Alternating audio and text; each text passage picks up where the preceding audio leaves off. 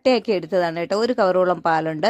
അപ്പോൾ നിങ്ങൾക്ക് ഇഷ്ടമുള്ള അളവിലെടുക്കുക. അത് എന്താണ്ട് കട്ടയോടെ തന്നെ മിക്സിയുടെ ജാറിലോട്ട് ചേർത്ത് കൊടുത്തിട്ടുണ്ട്. നമുക്ക് അധികം അങ്ങ് കട്ട വേണ്ടാത്തതുകൊണ്ട് കുറച്ച് നേരം അലിയിച്ചതിന് ശേഷമാണ് ചേർത്തത്. ഇനി നമ്മുടെ സാധാരണ വീട്ടിൽ എപ്പോഴും കാണുന്ന ഏത്തപ്പഴം, അതിൽ നിന്ന് ഒരു ചെറിയ പഴമോ അല്ലെങ്കിൽ വലിയ പഴമെങ്കിൽ ഒരു പകുതി ഇതുപോലെ ചെറിയ ചെറിയ പീസുകളാക്കി കട്ട് ചെയ്ത് ഇതിലോട്ട് ചേർത്ത് കൊടുക്കുക.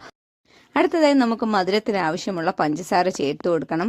അതോടൊപ്പം തന്നെ നമ്മുടെ കയ്യിൽ എപ്പോഴും കാണുന്നത്, നമുക്ക് നല്ല ഹെൽത്തി ആയിട്ട് നമ്മൾ കുട്ടികൾക്കൊക്കെ കൊടുക്കുന്നത്, മുതിർന്നവർക്കും നല്ല ടേസ്റ്റി ആയിട്ട് കഴിക്കാൻ പറ്റുന്ന നമ്മുടെ ഓട്സ് നിങ്ങളുടെ കയ്യിലുണ്ടെങ്കിൽ അതിൽ നിന്ന് നമുക്കൊരു 5 ടേബിൾ സ്പൂണോളം ചേർത്ത് കൊടുക്കുക.